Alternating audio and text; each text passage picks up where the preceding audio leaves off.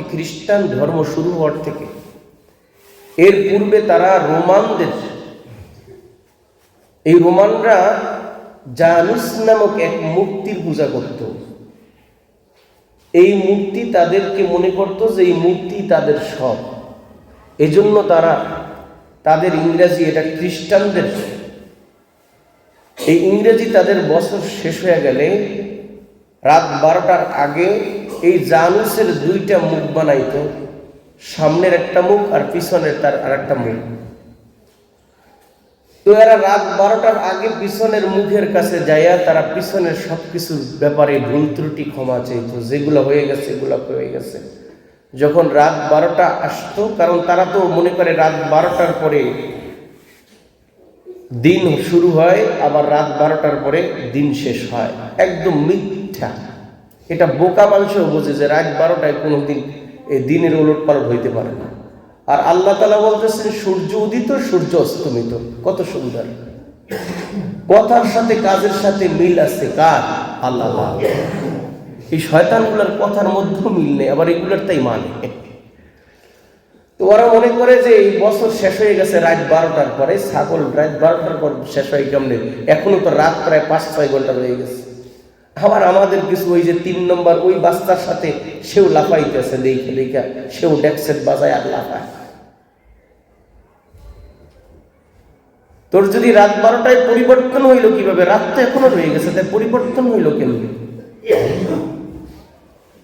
এই জানুসের পিছনে পাছার দ্বারে যেয়ে তারা এই পিছনের বছরের, যেহেতু পিছনে চলে গেছে, আর পিছনে পাছার মুখের দ্বারে যে এরা মাপ চাইছে।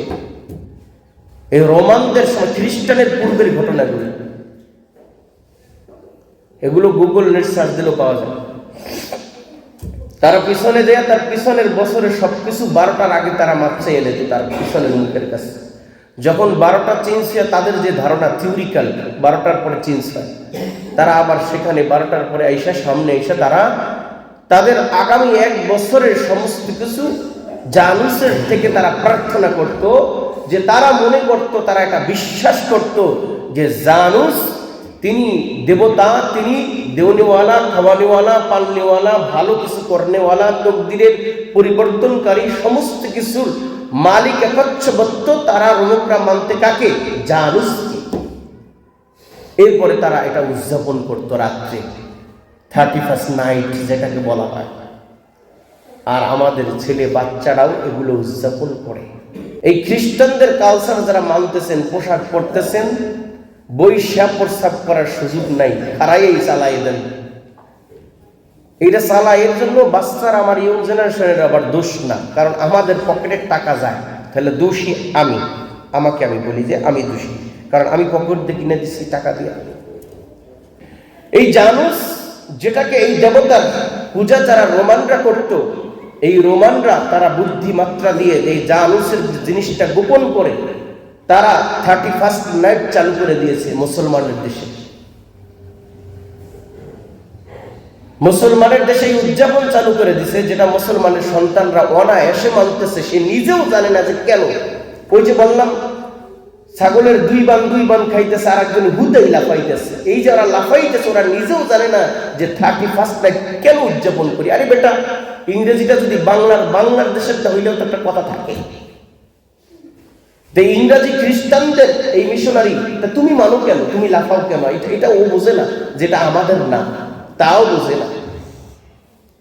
এই বাচ্চাগুলোদের জিজ্ঞেস করবেন যে আরবি কত তারিখ, আরবি কোন মাস চলতেছে, কয় তারিখ চলতেছে জানে না, আরবি কত সাল চলতেছে তাও জানে না। এটা তো জানার দরকার ছিল।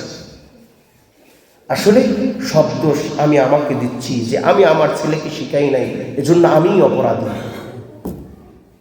আমি আমার ছেলেকে ওইভাবে গড়তে পারতেছি না। সামনের ভবিষ্যৎ সমাজ পরিচালনা তারা করবে, কিন্তু তারা পোটলা করবে। সামনের ভবিষ্যৎ তারা পরিচালনা করবে, তারা বেনামাজি রাস্তায় হাঁটতেছে। সামনের সমাজ তারা চালাবে, এই সমাজের সভাপতি, সেক্রেটারি তারা হবে। আমার সন্তান সে দাঁড়ায় প্রস্রাব করতেছে, প্যান্ট ভরাতে কত কেজি প্রস্রাব করে গেছে, ওর কোনো খবর নেই। ও প্রস্রাব করে ঢিলাকুলুপোর মধ্যে নাই। এই আবার সমাজের কিছুদিন পরে দায়িত্ব আসবে, তো এই সমাজ ভালো হইবে কিভাবে আমাকে বলেন? পরিবর্তন কেমনি করবেন? আপনি নিজেও ঘুমান ফজরের কালে, আপনার বাচ্চাও ঘুমায়, আপনার স্ত্রীও ঘুমায়, তাই সমাজ পরিবর্তন কেমনি করবেন আমাকে বলেন। আপনার ছেলেটাকে আপনি নামাজি বানান নাই, আপনার পরেই তো আপনার ছেলে দায়িত্বশীল এই সমাজের। আপনার ছেলে তো রাত্রিবেলা হোটেলা খাইতেছে আর ঘুরতেছে, এইটা ওইটা চুরি করতেছে। এই চোর যদি দায়িত্ব হয় মসজিদের, তার মসজিদের উপকার কি আসবে? এই ইসলামী সমাজের উপকার কি আসবে? কোরআন কি মানতে চান না? মানতে মনে চায় না? আল্লাহ তাআলা বলতেছেন সকলের জন্য হেদায়েত নয়, যালিকাল কিতাবু লা রাইবা ফীহি হুদাল লিল মুত্তাকিন, শুধু মুত্তাকিনরাই এর থেকে গ্রহণ করবে। যারা মুত্তাকিন, যারা ঈমানদার, যারা আল্লাহকে বিশ্বাস করে, যারা রাসূল পাক সাল্লাল্লাহু আলাইহি ওয়াসাল্লামের আদর্শকে লালন করে, তাদের জন্যই শুধু এই কোরআন হেদায়েতের জন্য। একটা শুরু করে কোরআন যদি আপনি তেলাওয়াত শুরু করেন, এটা মানবেন, সত্য মিথ্যার পার্থক্য, ফুরকানকে আপনি মানবেন। মানার আগে আল্লাহ তাআলা বলতেছেন এটা মানবেন, সবার জন্য মানামানি না, শুধু মুত্তাকিনদের জন্য, তারাই এর থেকে গ্রহণ করবে, তারাই এটাকে মেনে চলবে। আর সমস্ত কাফের, মুশরিক, মুনাফিক মুসলমানের নামে এরা ঘুমিয়ে থাকবে, এদের জন্য এটা মানামানির দরকার নেই। আর নিতেও পারবে না, এরা কানের মধ্যে এখানে ঢুকবে, ওইখানে বাড়াইবে, সমাজে যা কইবে বাস কইতে থাকুক, আমার ক্ষমতা আছে, টাকা আছে, আমার মতো আমি চলবো, কে বলবে আমাকে? এদের জন্য কোরআন নয়, এদের জন্য হেদায়েত নাই, এদের জন্য গোমরাহি, আল্লাহর জাহান্নাম ছাড়া উপায় নেই। এজন্য ভাই দোস্ত, উচিত কোরআনের কাছে স্যালেন্ডার হয়ে যাওয়া, কোরআনী শিক্ষায় নিজের জীবনকে গড়া, কোরআন শিক্ষায় ছেলের জীবনকে গড়া, কোরআনী শিক্ষায় মেয়ের জীবনকে গড়া। আপনি বিদেশ থাকেন, থাইল্যান্ড থাকেন, সুইজারল্যান্ড থাকেন, লন্ডন থাকেন, আমেরিকায় থাকেন, যে দেশে যে অঞ্চলেই আপনি থাকেন না কেন, আপনার যদি নামাজ জানা থাকে, আপনি যেখানে ইচ্ছা সেখানেই সেজদা দিতে পারবেন, আপনি যেখানে ইচ্ছা সেখানেই নামাজে দাঁড়িয়ে যেতে পারবেন। এখন নামাজটা তো আপনার জানতে হবে, ভালো মন্দটা তো জানতে হবে, সূরাটা তো জানতে হবে, নামাজে পড়ার জন্য শিখতে হবে। এজন্য এগুলোর প্রতি আমাদের বিশেষভাবে বিশেষ গুরুত্ব দেওয়া দরকার। এনে আমি ভালো তো আমার পরিবার ভালো, আমি ভালো তো আমার সমাজ ভালো হয়ে যাবে। সকলে নিজেকে নিজে বলেন যে আমি ভালো হয়ে যাই, কমিটির দোষ তালাশ করে কোনো লাভ নেই। সমাজের যদি 100 মানুষ ভালো হয়, 5 জন কমিটিতে আপনারা কি করবে? হেরাও সোজা হয়ে যায় এমনি, যদি আপনার কাছে খারাপ মনে হয়।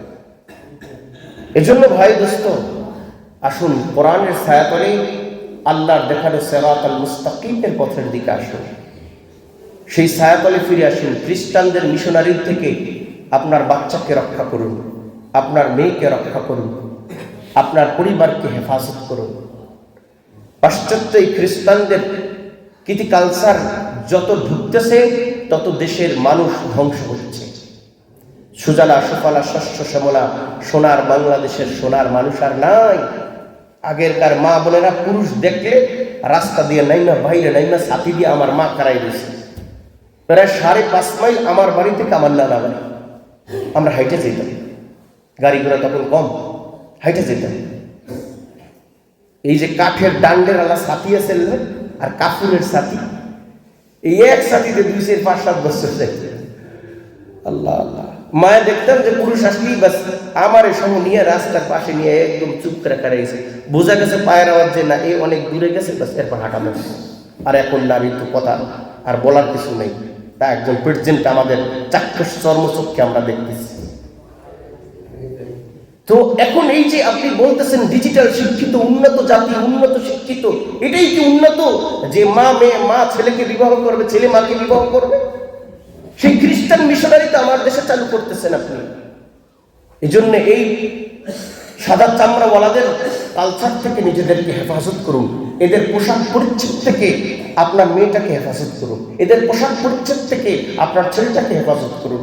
পোশাকের মধ্যেও কিছু গুণ আছে, পোশাকেরও কিছু বরকত। যাই হোক, সামনে যে 31st নাইট আসতেছে, সাবধান সাবধান, 1000বার সাবধান, আমার সমাজে যেন কোনো এরকম কোনো কিছু উদযাপন না হয়।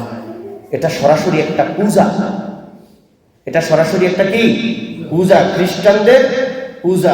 সাবধান সাবধান, সমস্ত কিছু দেওয়ানেওয়ালা, সমস্ত কিছু খাওয়ানেওয়ালা, সমস্ত কিছু পালনেওয়ালা, সমস্ত কিছু করনেওয়ালা, হায়াতের মালিক, মওয়াতের মালিক, সব কিছুর একাচ্ছবত্বের মালিক একমাত্র কে? আল্লাহ। এটার বিশ্বাস যার আছে সে কখনো পালন করবে না, এটার বিশ্বাস যা আছে তার সন্তানকেও পালন করার জন্য সহযোগিতাও করবে না, কোনো জায়গায় হলেও সন্তানকে যেতে দেবে না। এটাই ঈমানের দাবি।